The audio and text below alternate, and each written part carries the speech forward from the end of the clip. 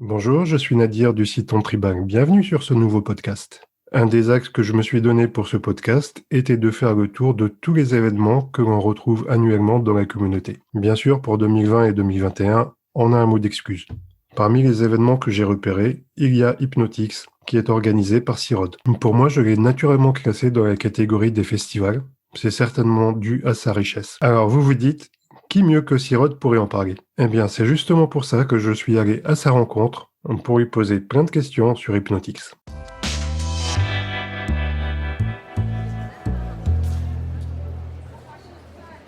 Alors, Cyrode, bonjour. Bonjour.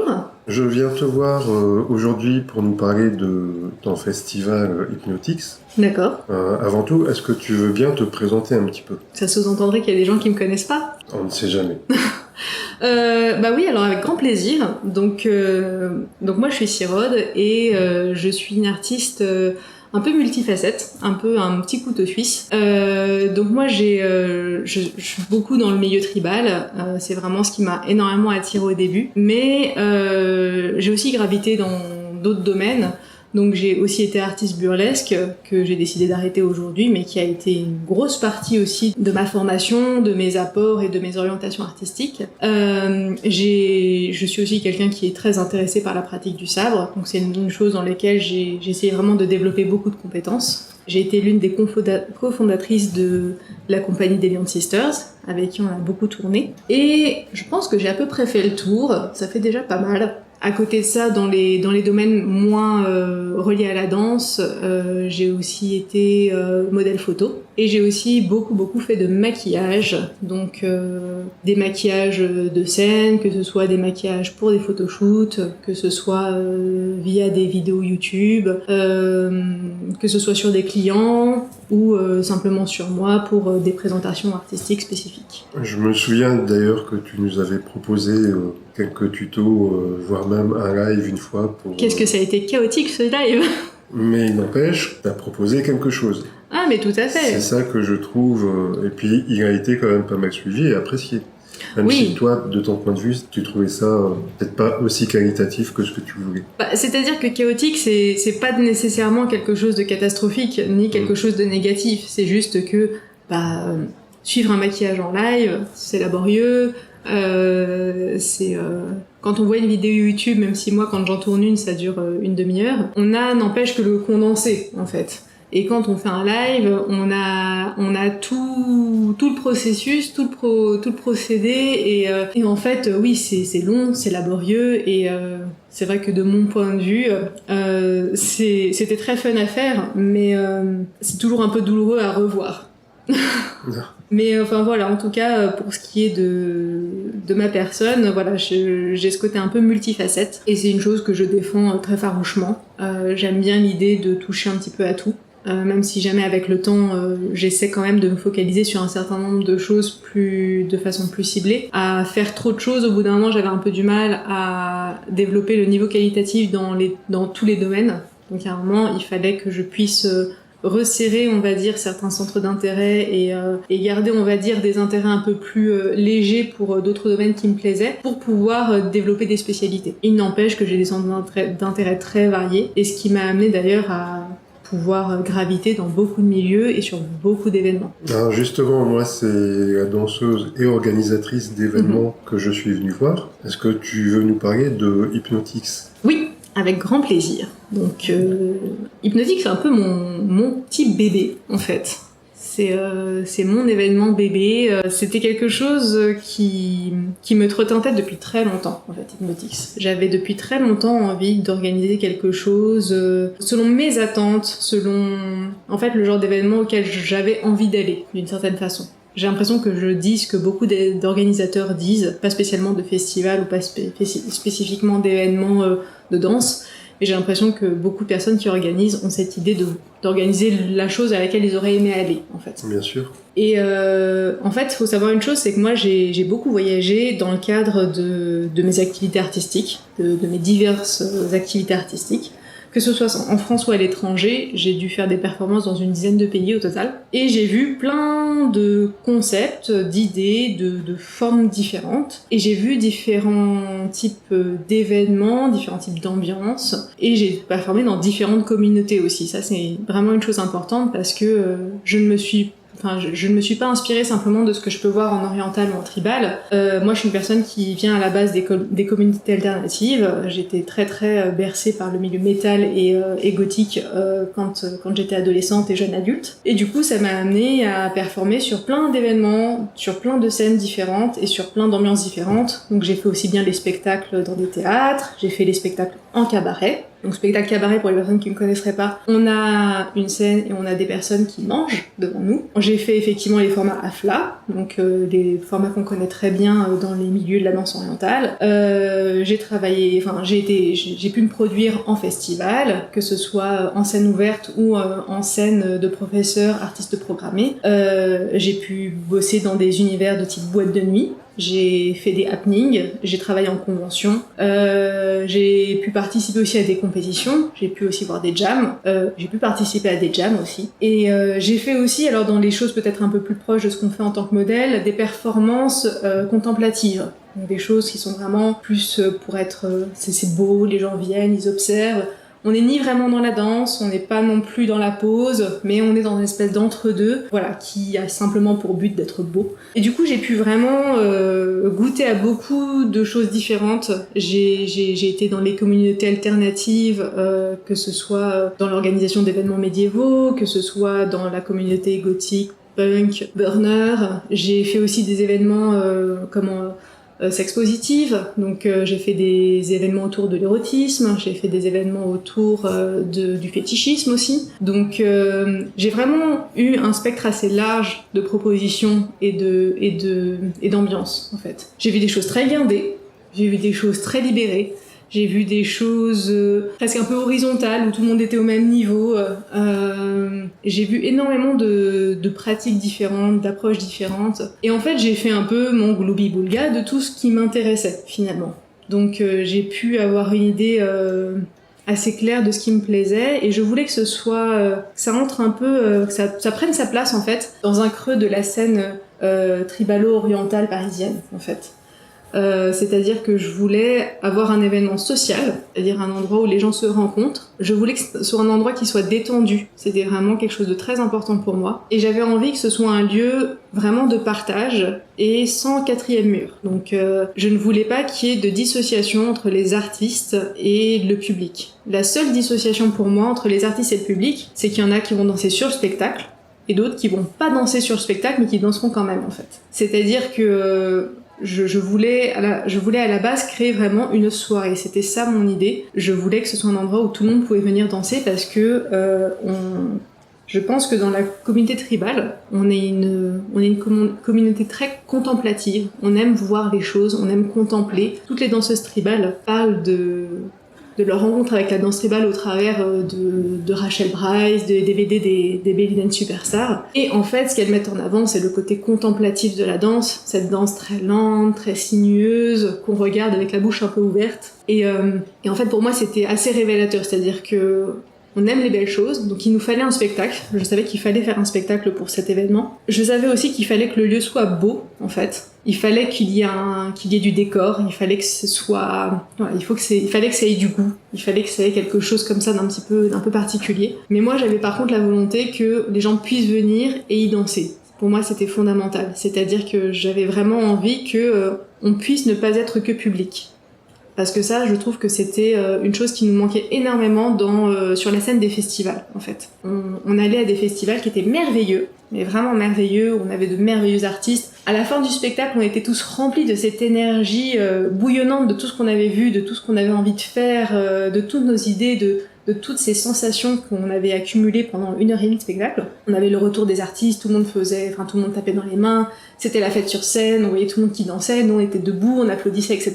Et puis en fait, de façon totalement avortée, en fait, ça s'arrêtait et on partait. Et moi, je trouvais ça scandaleux. Je trouve que c'était horrible de nous laisser partir avec une telle énergie, en fait. Et moi, je me suis dit, moi, c'est ça que j'aimerais arrêter. Je voudrais qu'on puisse avoir une continuité entre cette énergie qu'on a ressentie et le besoin qu'on aurait de l'exulter d'une certaine façon. D'où l'idée de faire un spectacle et de pouvoir l'enchaîner avec une soirée. Et qu'on puisse avoir aussi une rencontre entre les artistes et le public. C'est-à-dire que vraiment, il y ait plus ce quatrième mur avec les artistes qui vont ranger leurs affaires et puis qui partent doucement par la petite porte, que le public puisse rencontrer les artistes, discuter avec, peut-être même danser avec, peut-être partager quelque chose. Parce qu'on n'en sait rien, dans le public, il y a peut-être quelqu'un qui est un grand fan de l'artiste en question, et ils ont peut-être beaucoup de choses à partager. On a peut-être quelqu'un dans le public qui a un meilleur niveau que les personnes qui ont été sur scène, et je trouve que c'est dommage que cette personne ne danse pas. J'aimais bien en fait qu'il y ait cette idée en fait où tout puisse en fait entrer un peu en cohésion, en échange. Je voulais aussi d'ailleurs que ce soit un lieu de parole, donc d'où l'intérêt de créer un salon de thé. C'est-à-dire qu'on commence la soirée par un salon de thé. D'ailleurs, je dis on commence, mais en définitive, généralement, à chaque fois qu'on organise Hypnotix, les gens pouvaient consommer jusqu'à point d'heure.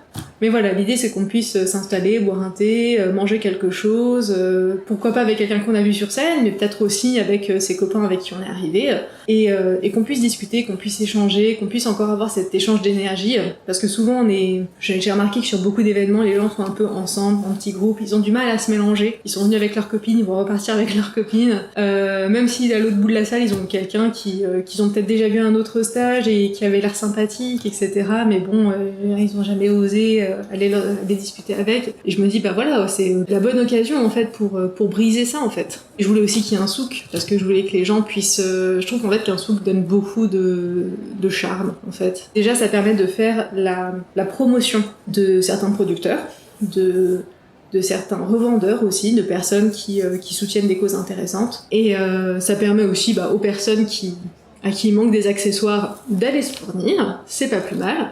Et puis ça donne encore une fois un lieu supplémentaire d'échange en fait. Moi je me suis rendu compte qu'il y a beaucoup de discussions qui commencent autour d'une bague qu'on a vue, d'un stand où il y avait quelque chose de super beau, et en fait je me dis ça crée d'autant plus de liens sociaux, qui est le but premier en fait d'Hypnotix, en fait cette émulation sociale, cette rencontre et ce partage. Donc en fait voilà, c'est encore une fois, moi j'ai été dans beaucoup d'événements et j'ai pris beaucoup d'idées, l'idée du souk que j'ai pu voir à plusieurs endroits, le salon de thé je l'avais jamais tellement vu, mais en revanche j'avais vu beaucoup de lieux d'échange, des lieux de rencontre avec les artistes, etc. Donc de là me venait un petit peu cette idée. Le spectacle, parce que c'était une évidence, parce qu'avec la contemplation qu'on a en danse tribale, je ne voyais pas comment est-ce qu'on ne pouvait pas avoir de spectacle. Et la soirée, parce que je pense qu'il était vraiment temps qu'on danse ailleurs qu'en répétition et en stage, et une fois toutes les 36 du mois en AFLA. Donc je me suis dit, autant mettre un lieu supplémentaire où on peut danser. Et voilà, c'était un peu cette idée de réunir tout ça en un seul lieu. Et moi, en tant qu'individu, je voulais vraiment que ce soit un lieu alternatif. Et ça, c'est parce que moi-même, je viens des communautés alternatives. Et je trouve que c'est le terreau par excellence de l'innovation, de la découverte, de l'expérimentation. Alors parfois c'est bien, parfois c'est nul, mais c'est pas grave, au moins on a essayé quelque chose. J'ai eu l'occasion de danser sur plusieurs événements alternatifs, où j'ai vu des choses parfois qui ne me plaisaient pas du tout, et où j'ai vu des choses que j'adorais, mais vraiment de tout mon cœur. J'ai été énormément inspirée par ces milieux-là, parce que ce sont des milieux où on ose, où on tente des choses. D'ailleurs, je suis pas la seule. On voit beaucoup de choses aujourd'hui dans la société mainstream et dans la culture mainstream qui sont totalement issues en fait des cultures alternatives, ne serait-ce que dans la mode, hein. Mais bien au-delà de ça, on voit des choses vraiment qui sont totalement issues de cultures où les gens osent plus, et quand on voit quand ça marche, la communauté mainstream peut le récupérer en fait. Pour moi, être dans l'alternative, c'est un peu être dans l'avant-gardisme, et c'est proposer aux gens en fait l'opportunité de tenter des choses, alors que les choses soient claires, hein. Je reste quelqu'un qui choisit sa scène ouverte. Je ne mets pas n'importe qui sur scène. Quand je dis n'importe qui, c'est pas dans le sens où je veux que la personne ait un nom, mais je veux être claire par rapport à la production que j'ai. Donc je veux voir le travail. Avoir une bonne idée ne suffit pas. Il faut qu'il y ait du travail associé à ça. Mais voilà, je trouvais ça dommage de voir des personnes avec de très très bonnes idées ne pas trouver de lieu de promotion parce que leur idée était trop différente de ce qu'on voit aujourd'hui en fait. Et je pense que c'est une grande force quand même de la scène tribale et de la scène fusion en général. C'est une scène qui en fait s'est un peu positionnée au même titre que la scène expérimentale en hip-hop. C'est-à-dire une scène qui propose à des personnes qui font des choses qui n'entrent dans aucune case, de faire la promotion de leur travail et de se faire un nom et de se faire remarquer en fait. Et ça, je pense que c'est très important parce que voilà, une personne qui fait quelque chose de très original aujourd'hui et complètement, qui bouleverse complètement les codes sera peut-être la référence dans 10 ans. Donc pour moi c'est important en fait de faire cette promotion là. Faut savoir que je suis fille de danseuse contemporaine et quand je parle à ma mère de ses débuts en danse contemporaine, je remarque beaucoup de choses de ce qu'on a pu de ce qu'on peut voir en fait en tribal. C'est-à-dire que voilà, le fait que ce soit quelque chose qui soit pas très connu, le fait que ce soit quelque chose qui soit avant-gardiste, pas toujours très bien compris, qui s'uniformise avec le temps, qui se codifie avec le temps, qui se professionnalise avec le temps. Donc quand je parle avec elle des débuts de la danse contemporaine, je retrouve quand même un certain nombre de choses qu'on peut trouver aujourd'hui dans la danse tribale. Et du coup, je trouve ça... C'est pour ça que je pense que c'est important de mettre en avant l'innovation et le côté alternatif. Bah, c'est très bien tout ça. Alors si je résume l'idée principale de cet événement, la soirée, le spectacle, le salon de thé, oui. Les créateurs ou revendeurs, et puis surtout quelque chose de basé autour de l'échange et du lien entre les gens. Tout à fait. Tu as pu faire combien d'éditions jusqu'à aujourd'hui ? 2, parce qu'après j'ai fait un bébé. Et que après il y a eu le Covid. Donc 2 bonnes excuses donc. C'est ça. Voilà. Tu projettes d'en refaire d'autres ? Oui, j'ai très envie de refaire. Il m'a fallu un peu de temps pour me dire que j'avais envie d'en refaire parce que ça prend énormément de temps. Mais là, je pense que c'est une surprise pour personne. Et puis aussi du fait du format d'Hypnotix, il faut savoir que je peux pas organiser Hypnotix n'importe où. Tout du moins, en région parisienne, je me suis heurtée à un certain nombre de choses. C'est-à-dire que proposer un spectacle, c'est une chose. Proposer un salon de thé, c'est une chose. Proposer un souk, c'est une chose. Proposer une soirée dansante, c'est une chose. Vouloir tous les mettre ensemble, très rapidement, ça devient problématique. Ouais. Donc j'ai très envie de réorganiser. Ça me ferait vraiment très plaisir. Avoir 2 ans qui se soient... presque 2 ans qui se soient écoulés depuis la dernière édition, c'était bien. Ça m'a permis quand même de mettre un certain nombre de choses au clair. J'ai très envie de réorganiser. Faut avoir une chose en tête, c'est que quand on fait un événement alternatif, et qu'on produit dans des lieux alternatifs, parce que ça a été mon cas. J'ai organisé uniquement dans des lieux alternatifs pour le moment, hein, donc 2 éditions, c'est pas énorme. Mais la première édition était au Théâtre de Verre, qui est du coup un squat. Un squat associatif qui a certains poids, mais un squat quand même. Et la deuxième édition, je l'ai organisée au 6B, à Saint-Denis, qui est un squat. Donc oui, on a beaucoup fait dans des milieux du squat, donc encore une fois, squat associatif, qui est en place depuis très longtemps et qui est très bien organisé, mais squat quand même. Et qu'est-ce que ça fait d'organiser dans des lieux comme cela ? Bah, ça veut dire qu'il y a beaucoup de choses à penser. Ça veut dire que on n'a pas forcément de régisseur, que ce soit régisseur lumière ou régisseur son. Donc il faut en trouver. Parfois il faut trouver du matériel. Parfois on n'a pas de lumière. Parfois on n'a pas de sol.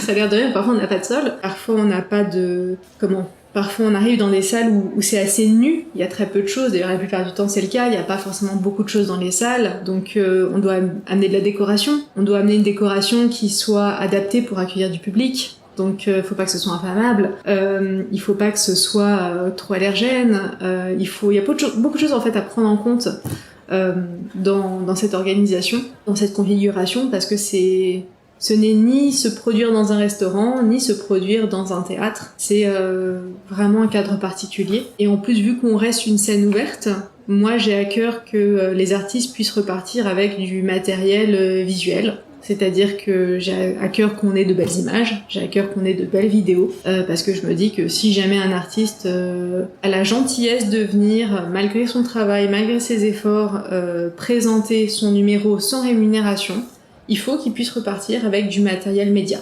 Voilà.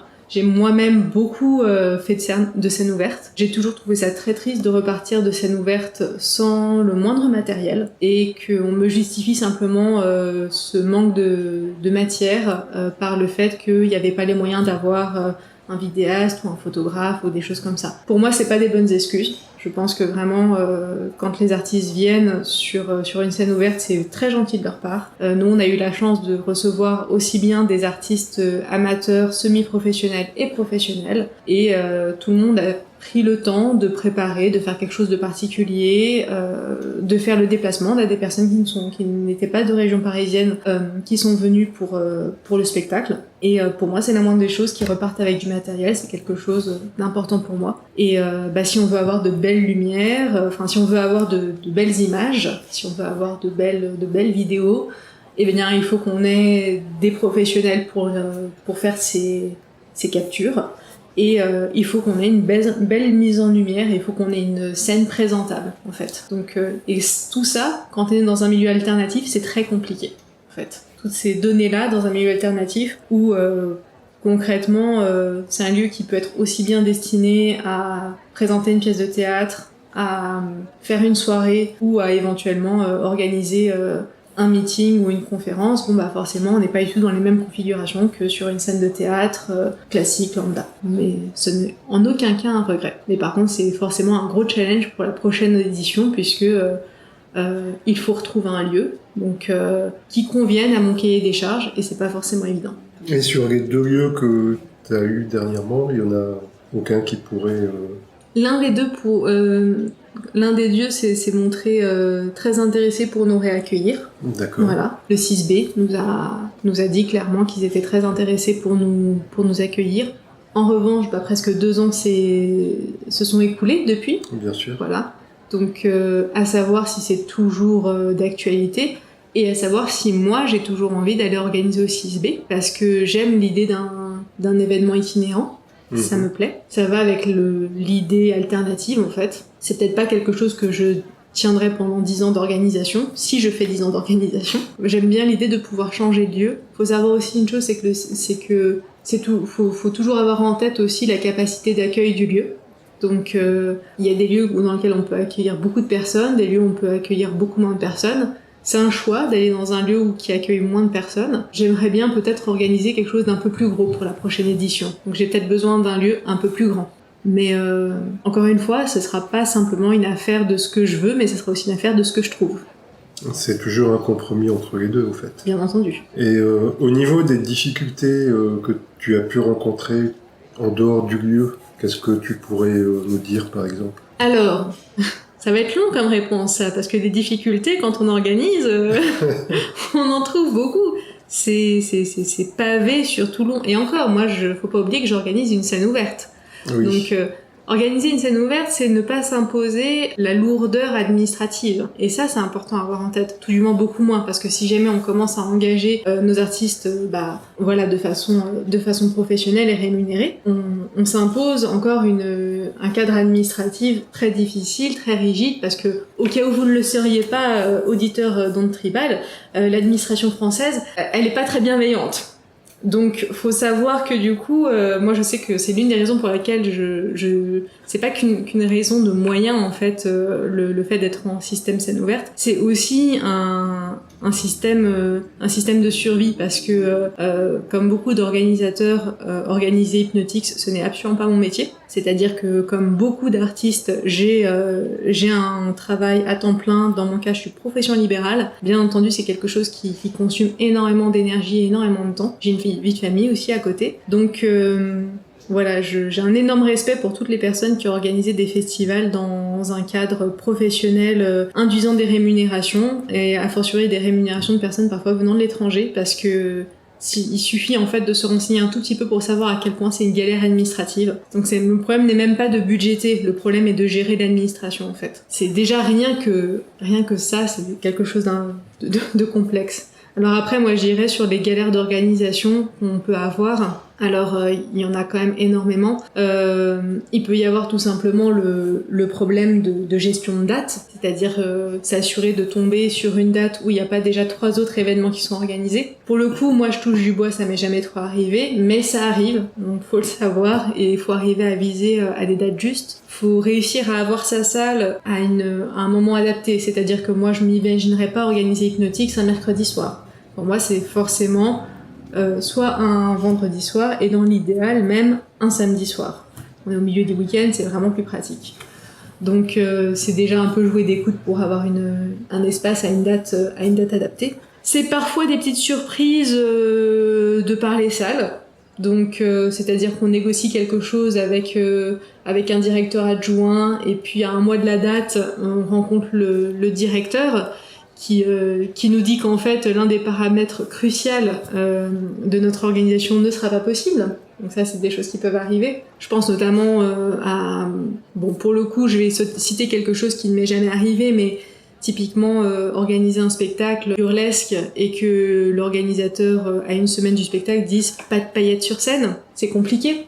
C'est même impossible. Donc voilà, il y a beaucoup de paramètres qui peuvent freiner une organisation, ou qui peuvent on va dire donner des cheveux blancs précoces à un organisateur. Je pense qu'il faut organiser un festival ou organiser un événement, parce que moi je considère plus Hypnotix comme une soirée qu'un festival. Il n'est pas impossible qu'un jour que je le fasse évoluer sous forme de festival, mais pour le moment c'est pas dans l'immédiat. Mais il faut savoir que imaginer un événement, c'est comme n'importe quel grand projet dans sa vie, comme lancer un business, faire un enfant, partir à l'étranger, etc. Il faut avoir un peu de naïveté, parce que sinon on le fait pas. Si jamais il n'y a pas un peu de naïveté et qu'on connaît trop les choses, en fait on va s'arrêter avant de se lancer. Il faut avoir un petit peu de méconnaissance, il faut avoir un peu de c'est bon, ça va aller de toute façon, je vais y arriver, ça doit pas être si difficile que ça, quitte à se rendre compte qu'en fait si, c'est super difficile, mais c'est pas grave. C'est-à-dire que je pense que l'une des raisons pour lesquelles certaines personnes osent organiser et d'autres non, c'est que certaines personnes anticipent déjà tous les efforts, et d'autres personnes se disent ça va être difficile mais je suis sûre que je peux le faire, après tout d'autres l'ont fait. Donc il faut un petit peu de naïveté, et ça nous permet comme ça en fait une fois la machine lancée, on se dit on peut pas s'arrêter maintenant, et du coup on va jusqu'au bout, même si jamais après on fait un burn-out, mais c'est pas grave. Et alors, si on parle un petit peu du futur de ce projet, justement, on a parlé d'imaginer la création de l'événement, et quand tu imagines le futur de cet événement? J'imagine déjà un événement où j'éviterai certaines de nos galères. Je vais citer quelques galères parce que je pense que ça vaut vraiment le coup.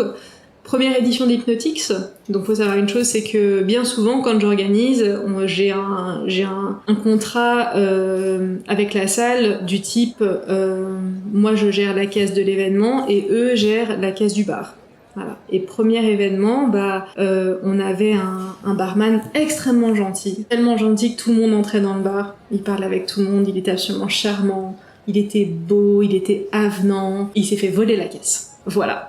Donc on clôt notre événement, c'est magnifique, etc. et tout, et on est super content, on a tout rangé, et là il arrive complètement paniqué en disant on va voler la caisse. Voilà, ça c'est le genre de choses, je me suis dit ça n'est arrivé qu'au premier événement, par chance, mais voilà, je me suis vraiment dit ça plus jamais, vraiment, même si jamais nous on n'a pas eu de soucis par rapport à notre caisse et qu'on n'a pas été inquiétés par rapport au théâtre, ça fait partie des choses où je me dis ok, essayez d'augmenter les vigilances au maximum à tout niveau. Sur le deuxième événement, on n'a pas trop eu de soucis, mais c'est vrai qu'on a eu quelques personnes qui sont venues alors qu'ils savaient pas du tout ce qu'ils faisaient là. Donc je me dis parfois est-ce qu'il faudrait pas créer une communication un peu plus large, parce que je pense que la communication est peut-être un petit peu fermée au niveau de la communauté. Donc ce genre de choses, de subtilité en fait que j'aimerais affiner sur les prochaines éditions. Alors moi pour le futur d'Hypnotix, ce que je vois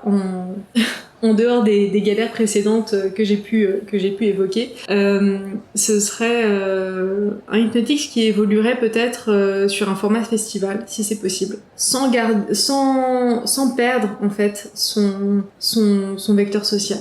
C'est-à-dire que pourquoi pas effectivement pouvoir proposer en plus des stages, pourquoi pas pouvoir proposer une tête d'affiche. Même si j'ai un problème avec les deux têtes d'affiche, j'avoue que c'est quelque chose avec lequel je suis pas encore complètement à l'aise en fait.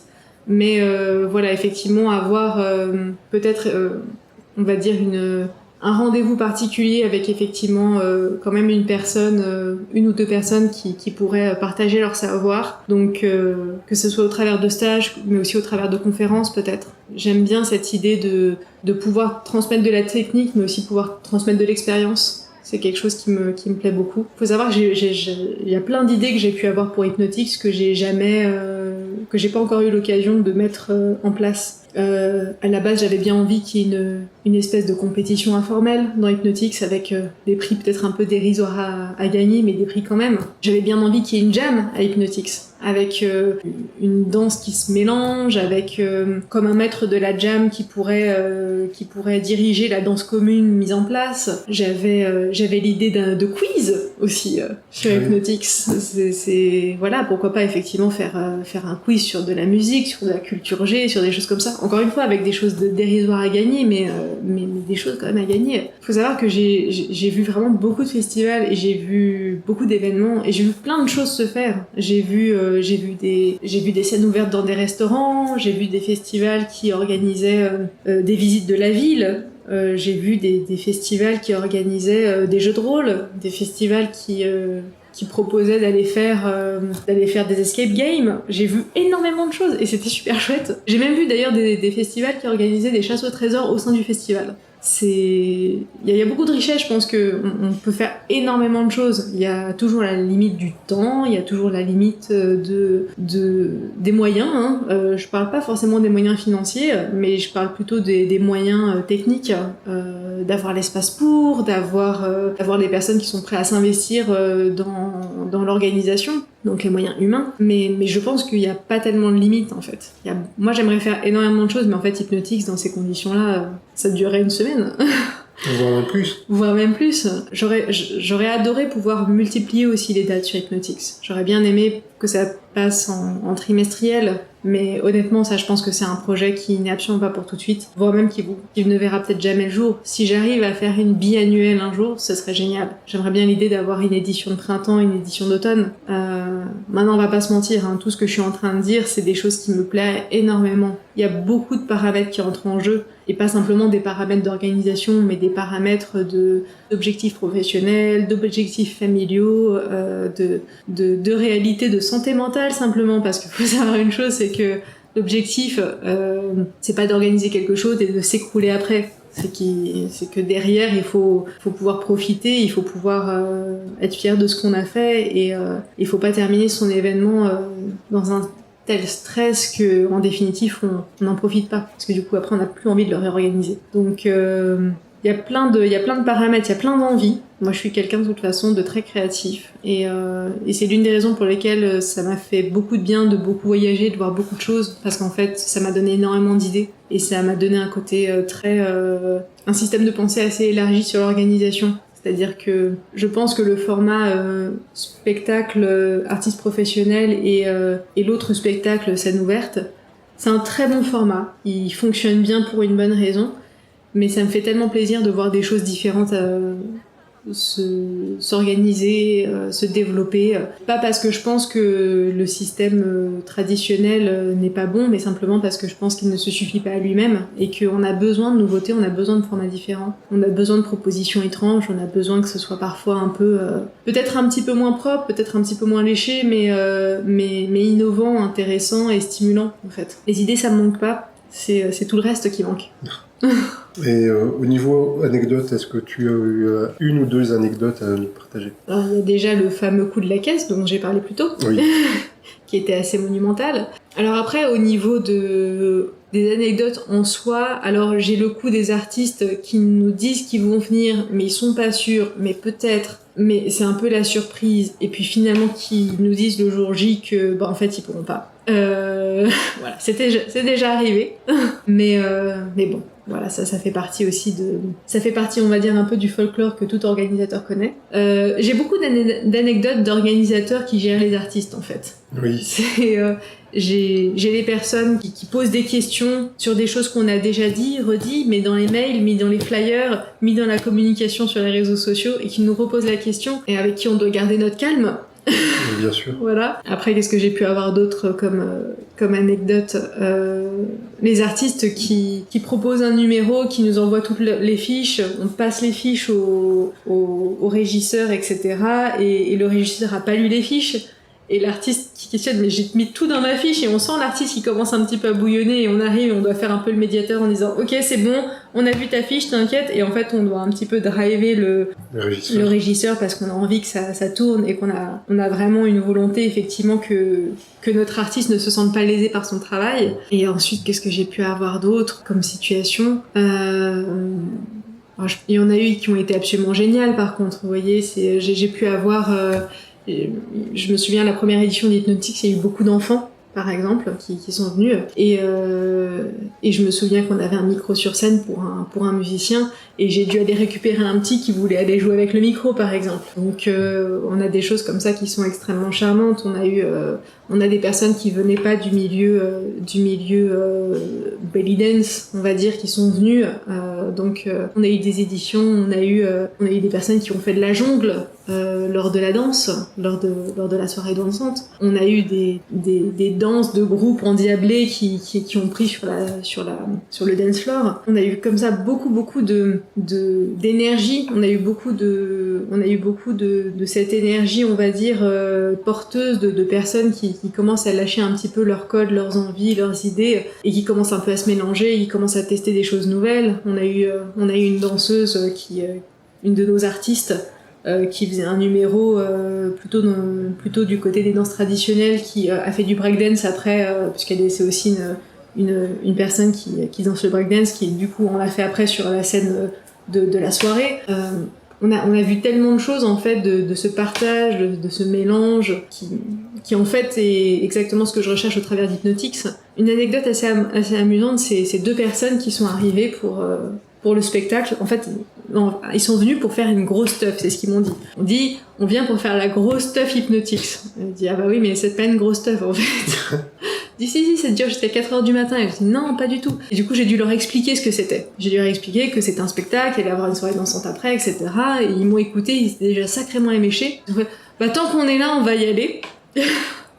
Ils ont payé leur place, ils ont pu voir du coup la deuxième partie du spectacle parce qu'ils sont arrivés à l'entracte. Et je les ai recroisés pendant la soirée dansante, justement, ils ont dit « Ah, mais c'était pas ce à quoi on s'attendait, mais c'est vachement bien !» Donc ça fait toujours plaisir. On a les personnes qui sont venues en tant que public, qui commencent à nous aider à ranger le matériel, parce que en fait, il faut savoir une chose, c'est que quand on organise le salon de thé, on le fait souvent là où sera la piste de danse. Donc au moment où le spectacle s'arrête, il faut enlever le matériel du salon de thé pour que les gens puissent danser.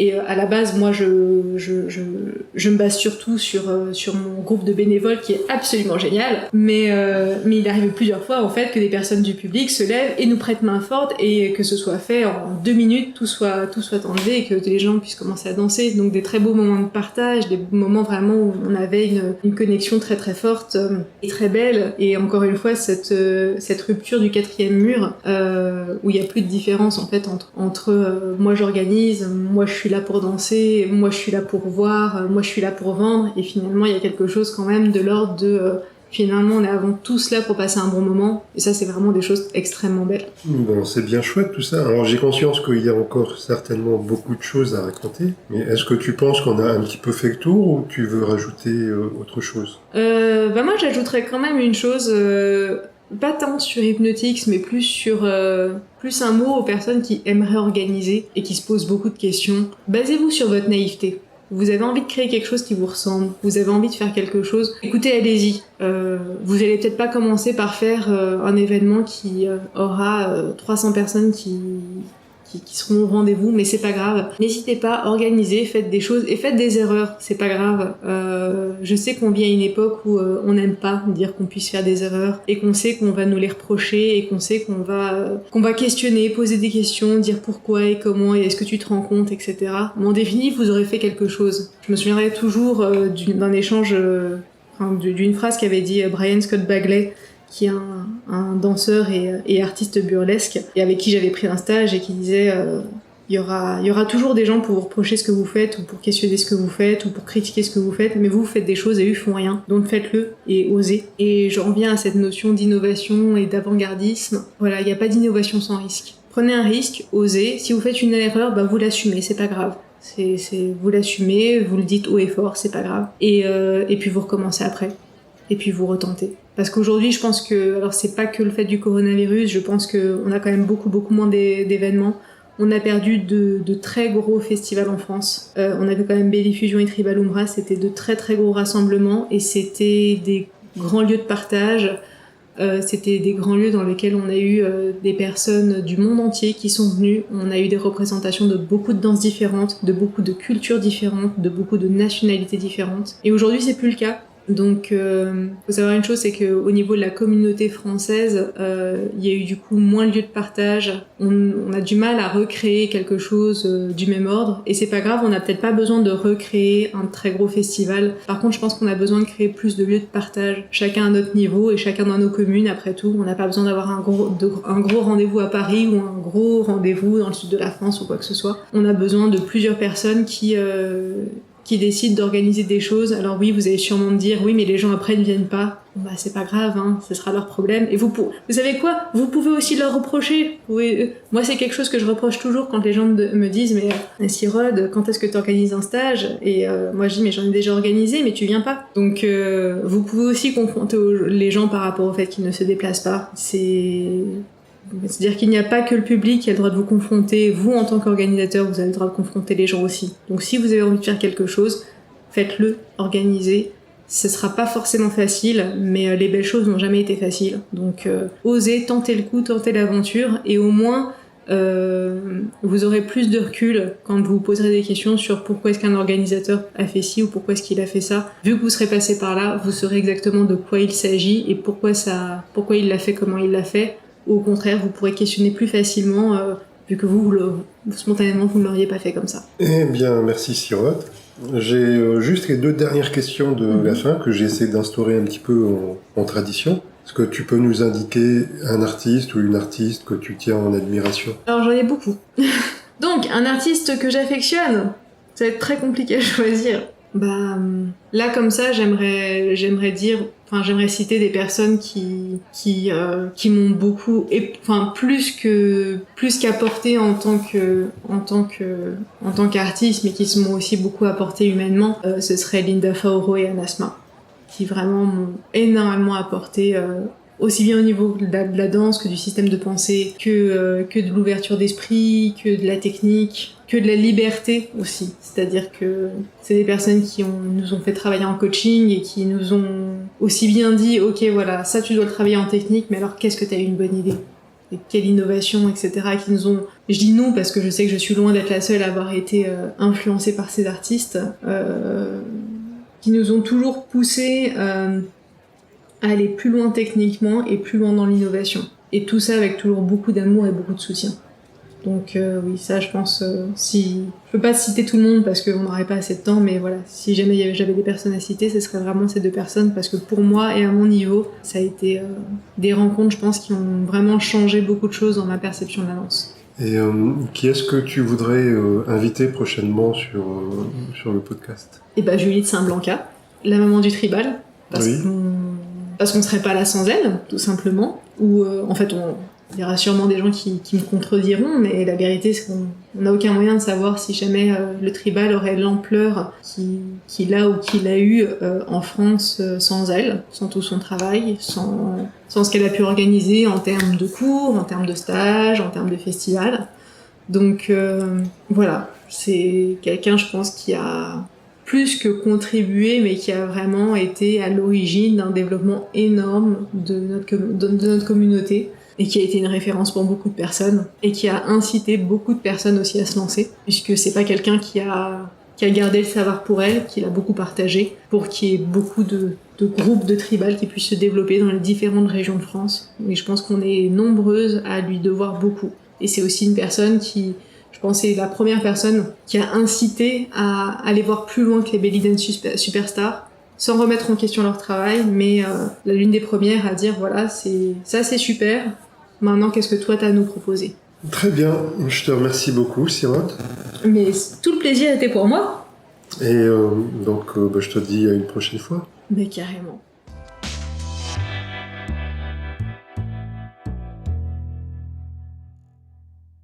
Voilà, cet entretien avec Cyrode est terminé. J'espère qu'il vous aura plu, que vous aurez appris plein de choses. Donc Hypnotix, qui n'est pas un festival, mais qui risque de le devenir prochainement. En attendant, je vous dis prenez soin de vous, et à la semaine prochaine pour un nouveau podcast.